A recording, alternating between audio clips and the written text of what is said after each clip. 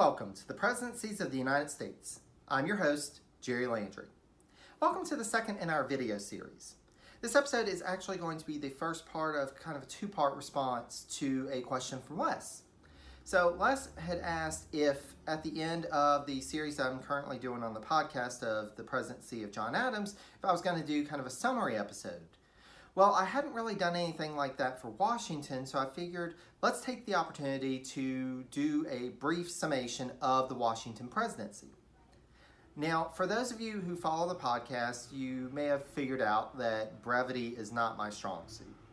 After 30-something episodes of the Washington series, and we're going on 20-something episodes of the John Adams series, I really go for more of the long story. However, I'm taking this as a challenge, and so we'll see how this goes.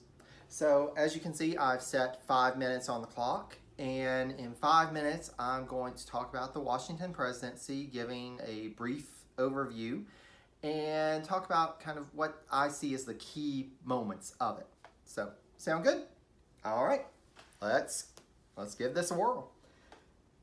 All right, the timer is started now. All right, so the Washington presidency. Washington was inaugurated on April 30th, 1789 in New York City. One of the first challenges that he had was trying to put together the executive branch because at the time, there hadn't been an executive branch under the Articles of Confederation. So he relied on Congress to help craft legislation to establish the executive departments. Then he appointed certain key people to head those departments, including, of course, Thomas Jefferson as the first Secretary of State, Alexander Hamilton as the first Secretary of the Treasury, and some people that you may not be quite as familiar with, Henry Knox as the first Secretary of War, and Edmund Randolph as the first Attorney General. So after the government was getting going and getting in place, the next thing was how to deal with the financial situation of the United States, because one of the key reasons for the Constitution was that the nation's finances were in shambles. So Alexander Hamilton comes in, he comes up with his plan for both the Bank of the United States as well as the federal government assuming debt from the state governments. So this was a bit of a contention for a group that was already kind of wary of how much power was going to the federal government. So another key issue at the time was where the federal government was going to be based, where the capital was going to be. So at that point, there was a temporary capital in New York City, and the decision was made for a temporary capital in Philadelphia with an ultimate provision of a federal capital down on the Potomac.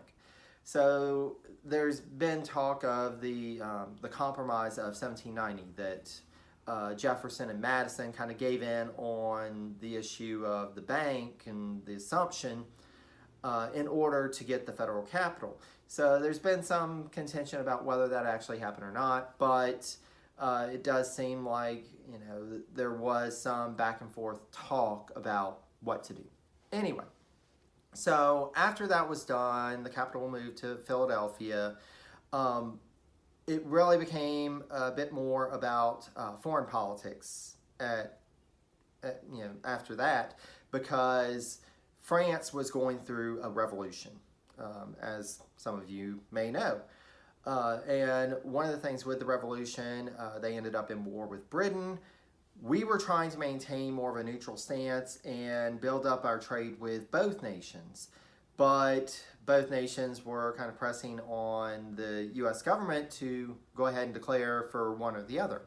We also had treaties of alliance with France, which complicated matters. But Washington and his administration wanted to steer more of a neutral course, or well, at least Washington did. There was contention within the cabinet with Jefferson wanting to be more pro-France, Hamilton wanting to be more pro-Britain. Let's see where we're at. Ooh. Okay, so election of 1792, Washington's elected without question, although he really didn't want to run for re-election. He ends up proclaiming the neutrality proclamation, saying we're not getting involved in the foreign war between Britain and France. Neither of them were really happy with that, but here we go. So his second term was filled with problem after problem. We had some domestic problems, including the Whiskey Rebellion, some skirmishes here and there, but also with with foreign issues. We ended up making a treaty with Britain, the Jay Treaty, but France really didn't like that treaty. They felt that it gave too much to Britain and that it kind of violated our treaties that we had already pre-established with France. So they started interfering in domestic issues. Also, at this time, parties really started to form. We have the Federalist and the Democratic Republican parties. It's this factionalism that's breaking apart the nation. Washington decides he doesn't want to run for a second term, even though everybody was like, we need you to help to guide us through this. At this point, he was like, there's not really anything that I can do, and there's not really any indication that Washington would have had an influence on that. So Washington retires.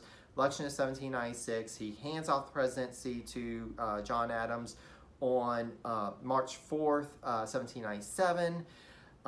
He hands over a nation that, and we're out of time. So just to briefly sum up where I was going there, he hands off a nation that was deeply divided, but on a firmer financial footing, and he had helped to establish kind of the basis of government. I don't think that Washington necessarily gets enough credit for that, for being the precedent setter.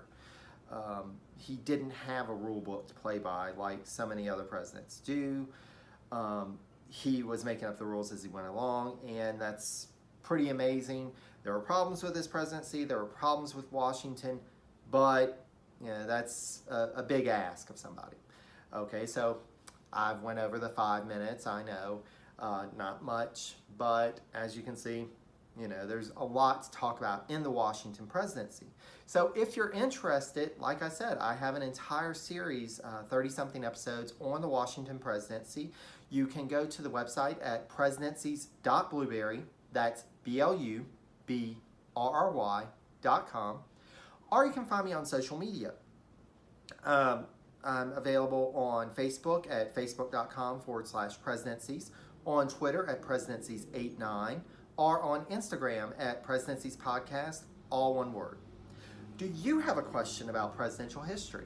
If so, please reach out to me either via social media, or you can reach out via email at presidentiespodcast, again, all one word, at gmail.com. I hope this has proved informative. I hope you're enjoying the video series thus far.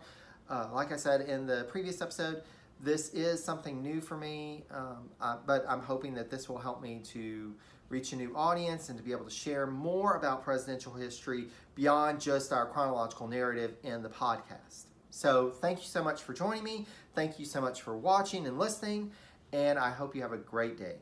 Until next time, take care, dear friends.